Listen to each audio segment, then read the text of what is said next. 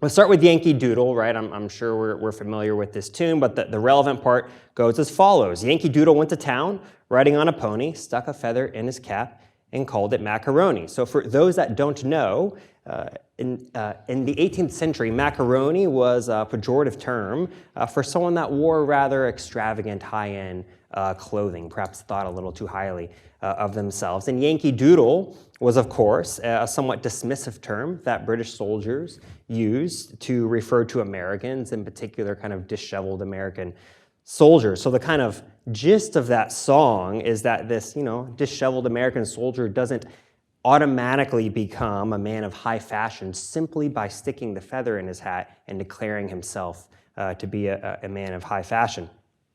So that's the Yankee Doodle part of the puzzle. What about Vermont Yankee? Well, as mentioned, Vermont Yankee is a very important administrative law case from the Supreme Court.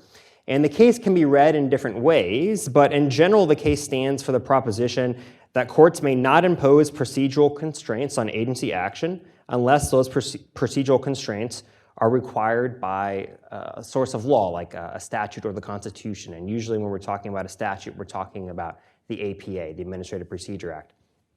Despite Vermont Yankee, though, and its kind of demand that courts stop creating law that's not based on a statute or constitution, we see a lot of administrative common law, which suggests that Vermont Yankee has not really worked.